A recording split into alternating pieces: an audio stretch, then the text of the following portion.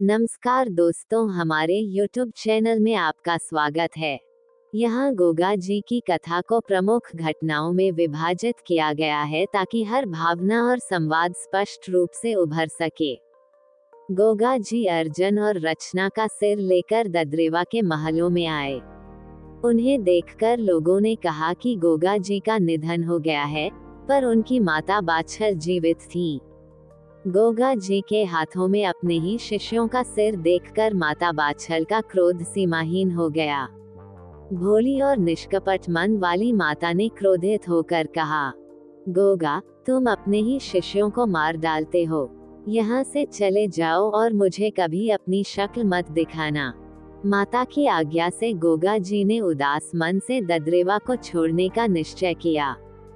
जब वे जा रहे थे तो माता ने गोगा जी के पास एक सर्प भेजा और उनके साथ चलने की इच्छा प्रकट की।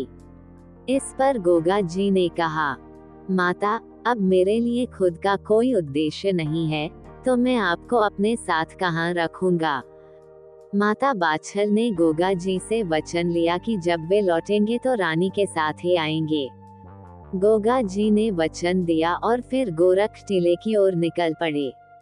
माता बाछल दूर खड़ी होकर आंसुओं के साथ गोगा जी को देखती रहीं। गोरख टीले पर पहुंचने पर गोगा जी ने गुरु गोरखनाथ को प्रणाम किया। गुरु ने उनसे आने का कारण पूछा तो गोगा जी ने विनम्रता पूर्वक कहा, अंतर्यामी गुरु, मैं अब पूरी तरह से आपकी शरण में आ चुका हूँ। गुरु गोरखनाथ ने कहा, जैसा तुम्हारी इच्छा हो। गोगा जी दिन में तपस्या करते और रानी को दिए गए वचन के अनुसार रात में उनसे मिलने चले जाते थे। तीज के त्योहार पर रानी सजी धजी झूला झूलने की आज्ञा लेकर अपनी सास के पास गईं। माता बाछल ने उन्हें देखकर कहा, जब पति घर छोड़ चुका है, तब ये श्रृंगार किसे रिझाने के लिए है। रानी ने उत्तर दिया, माता, आपके कहने पर ही मेरा पति यहाँ आता है, मेरी तो उनसे रोज रात को मुलाकात होती है। माता बाछल ने रानी की बात को सत्यापित करने का निर्णय लिया और उन्हें नौलखे बाग में झूला झूलाने ले आए। गोगा जी हर रात रानी से मिलते और सुबह होने से पहले वापस गुरु गोरखनाथ के पास लौट जाते थे।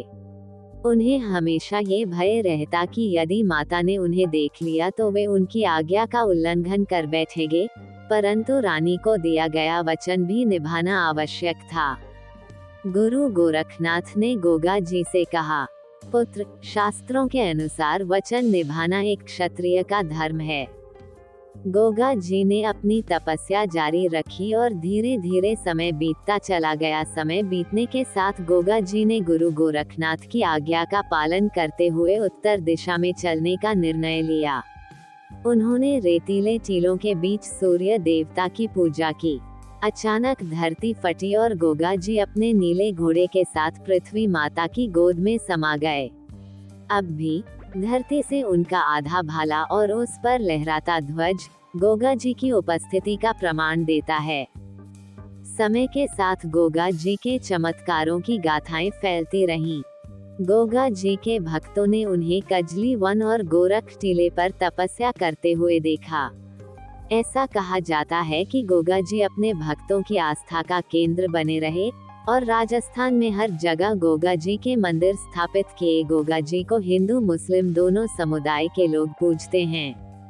गोगामेड़ी में स्थित उनके मंदिर में हिंदू और मुस्लिम दोनों ही श्रद्धालु आते हैं।